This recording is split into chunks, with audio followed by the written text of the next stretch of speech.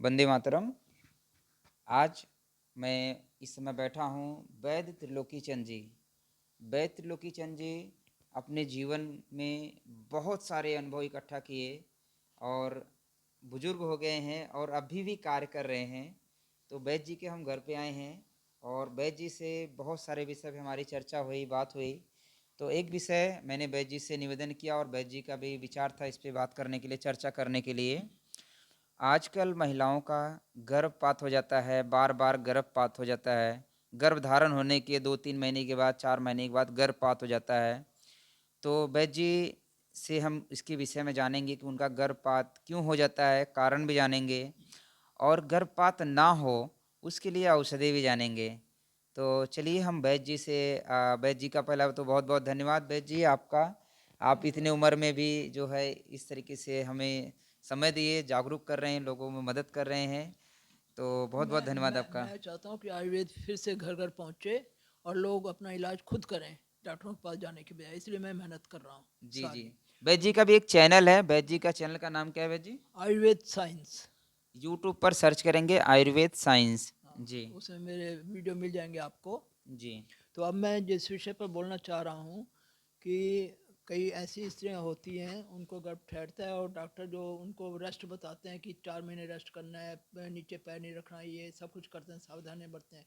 उसके बाद भी उनका गर्भपात हो जाता है और एक बार नहीं, 5-5 6-6 बार गर्भपात हो जाता है। जी और उसका कारण वही है कि उनका गर्भाशय इतना कमज़ोर हो जाता है कि जो भ्रूण है उसके भार को वो गर्भाशय नहीं कर पाता, इसलिए बार बार गर्भपात हो जाता है।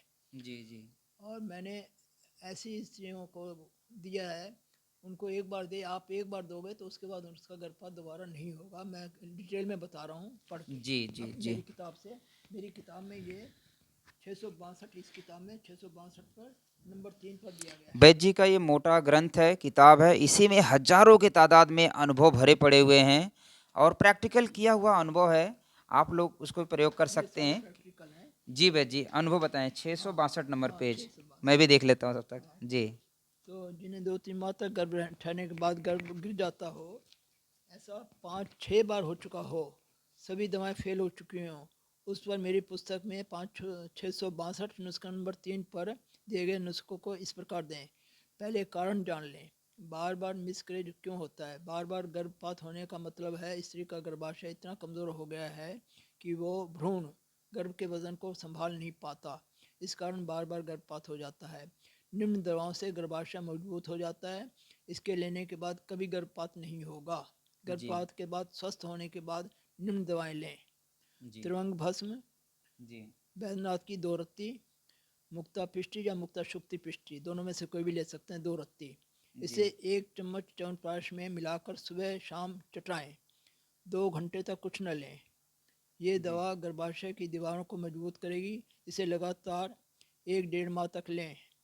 1-1.5 माह बाद जब गर्भ ठहर जाए तो उसके बाद सोमघृत व्यास कंपनी का या फल कल्याण घृत बैद्यनाथ का आधा से 1 चम्मच गर्म दूध में घोलकर सुबह व रात में दोनों समय 8वां महीना पूरा होने तक लें। इसका प्रयोग कराएं तो स्वस्थ संतान होगी। कई स्त्रियों पर अनुभूत है। सोमघृत और सोम घृत और फल फल। कल्याण घृत हाँ, दोनों में से कोई भी मिल ले, कोई भी ले आप लें। उसको ले सकते हैं। आधे आयुर्वेद स्टोर पर मिल जाता है, आधे व्यास कंपनी का मिल जाए या बैद्यनाथ कंपनी का, हम्म, दोनों बताया गया है। जी हम्म, बस। जी। तो ये वैद्य जी ने बहुत ही मतलब सरल सा अनुभव बताया जो कि इस पुस्तक में लिखा हुआ है, नुस्खा नंबर 3।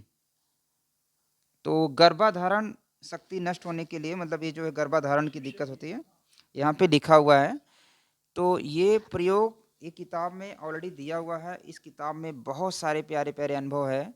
इस किताब को भी पढ़ करके आप अपना डॉक्टर, अपना वैद्य बन सकते हैं, क्योंकि आज की जो स्थिति है, अगर आप अपना वैद्य नहीं बनेंगे, जैसे हम लोग भी अभियान चला रहे हैं, पारंपरिक वैद्य निर्माण क्रांति महाअभियान। तो अगर आप अभियान में शामिल होना चाहते हैं, जुड़ना चाहते हैं, तो आप जुड़िए भी, प्लस ट्रेनिंग भी लीजिए, प्लस एक किताब भी पढ़िए। एक ही बीमारी के एक एक हज़ार इलाज है, पर कुछ इलाज जो होते हैं रामबाण इलाज होते हैं, जो बहुत अच्छा कार्य करता है। तो वैद्य जी ने बहुत ही सरल सा उपचार बताया। मतलब त्रिवंग भस्म ये आयुर्वेद पे रेडीमेड मिल जाता है, मुक्ता शक्ति, मुक्ता सुक्ति ये भी मिल जाता है, वीडियो मतलब औषधि मिल जाती है। बहुत ही सरल तरीके से ये लेकर के आप प्रयोग कर सकते हैं। दूसरा सोम घृत, फल कल्याण घृत। कुछ भी जानकारी आपको समझ में नहीं आए, कुछ दिक्कत रहेगा तो व्हाट्सएप पे दिए गए नंबर पर आप मैसेज कर सकते हैं। वैद्य जी, इस किताब की कीमत कितनी है, एक बार फिर से आप बता दीजिए।